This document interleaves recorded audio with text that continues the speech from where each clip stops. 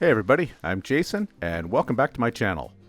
This is the long-awaited return to my 1987 Honda XL600R basket case rebuild.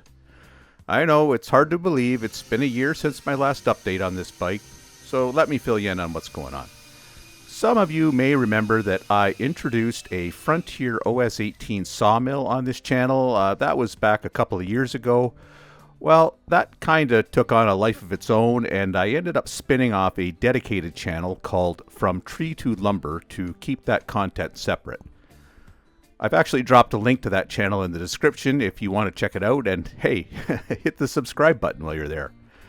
But now with winter winding down and the unpredictable weather of an early Canadian spring giving me a bit of a window, I'm finally getting back to finish this wonderful motorcycle because it really deserves to be completed.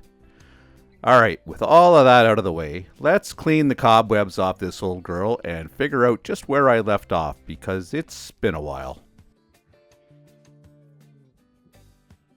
Got the bike all set up now and ready to get back into it.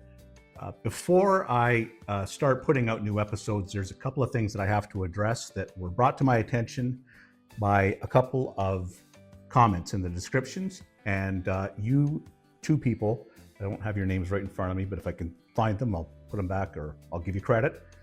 There were two mistakes I made and I was called out on them, and I very much appreciate that. So the two mistakes, fortunately, are both in the same area, and one of them is incredibly obvious. That's not supposed to do that. Piston's supposed to go up and down.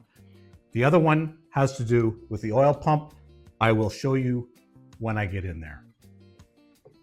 Okay, I spared you all the nut and bolt loosening and whatnot, and just cut straight to the chase here. All right. Thankfully, I haven't got oil in the bike yet. Okay, here's my first mistake. Right here, this little orifice, I warned you, will often fall out when you take the cover off and is not replaced sometimes, which causes all kinds of problems. You don't get oil pressure and whatnot. In my case, I did put an orifice back in, but I put actually the wrong one back in. And let me just show you the footage of me removing that way back in, I think, about episode 2. And putting it back in. And I think you see the problem. So it's the wrong one. This is the one that's supposed to go on the inside. Now I checked the footage and I did put the same general orifice back in on the other side. It's just, I must have picked up the wrong one. I've got all kinds of spares laying around. And what it should be is that one right there. Okay, so that problem right now fixed. Thank you for whoever it was that sent me that piece of information. I appreciate it very much. Okay, the kickstart issue is a little bit more complicated, not necessarily in the mistake, but in actually showing you what's going on here.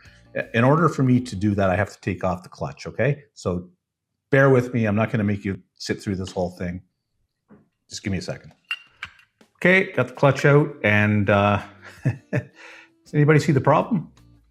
Yeah, this is kind of embarrassing, but here's the solution to the problem.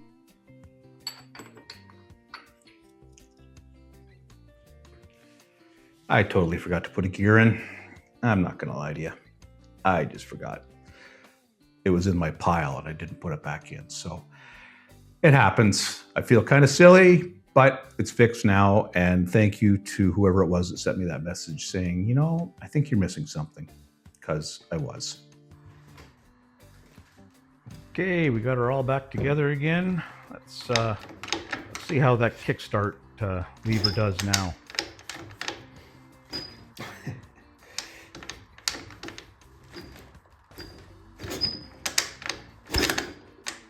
Oh yeah, she's got compression, no doubt about that. All right, so I've got the bike back on the stand. I've started picking through boxes that I had set aside for the rebuild. Just kind of looking at everything, trying to sort it out, make sure that it's all here, kind of suss out what's not here. You know, I think I should be able to wrap this bike up in maybe about 8 more videos. By then, the weather should have turned quite a bit nicer, and this bike will be for sale. I've decided that I really love it, but I don't need it. I think for my life with this sawmill and the way it's going and my age, a quad is probably a better decision. So that's it for now. Thank you very much for watching, and keep watching this page and more will show up, I promise.